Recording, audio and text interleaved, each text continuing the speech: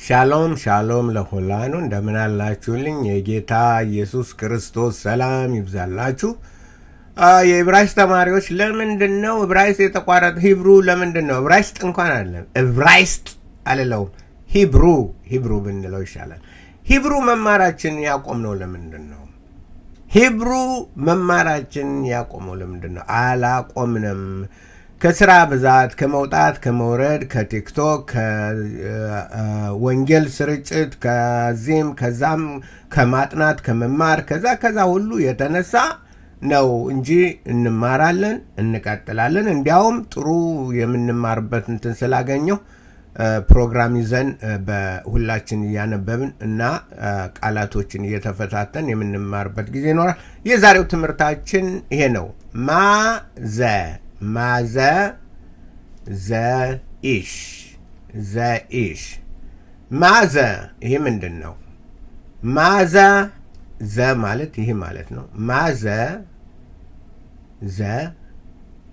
ማዘ ይሄ ምንድን ነው? ዘኢሽ ሰው ነው። ይሄ ሰው ነው። ዘኢሽ ይሄ ሰው ነው።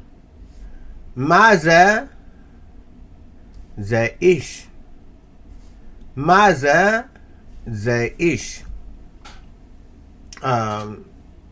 ለምሳሌ ዘ ሲቀየር ደግሞ ዞት ማዞት ብለን እንትንላለን፣ ብቻ እንማራለን። አሁን ማዘ ምንድን ነው? ይሄ ምንድን ነው የሚለው ነው። ሎምዲም ኢብሪት ዕብራይስጥን መማር። ሂብሩን ዕብራይስጥ እለዋለሁ፣ ምክንያቱም ዕብራይስጥ ብለው ስለተረጎሙት መጀመሪያ አስተካክለው ስላልተረጎሙት ተጭንቅላታችን ላይ ቁጭ ብሎ ዕብራይስጥ ይላል። ሂብሩ ቢሉት ምን አለ? አያምርበትም እንዴ? ማዘ ይህ ምንድን ነው? ማዘ ይሄ ምንድን ነው? ይሄ ማፔክ ይባላል። ሁለት ቃላቶችን አንድ ላይ እንዲነበቡ ለማድረግ ነው። ማዘ ብለን ሳይሆን ማዘ በተሎ አንድ ላይ ማፒክ ይባላል። ማፒክ ይሄኛው መሀል ላይ ያለው መስመር ማለት ነው። ማዘ ይሄ ምንድን ነው? ዘኢሽ ይሄ ሰው ነው። ማዘ ይሄ ምንድን ነው? ዘኢሽ ይሄ ሰው ነው። ማዘ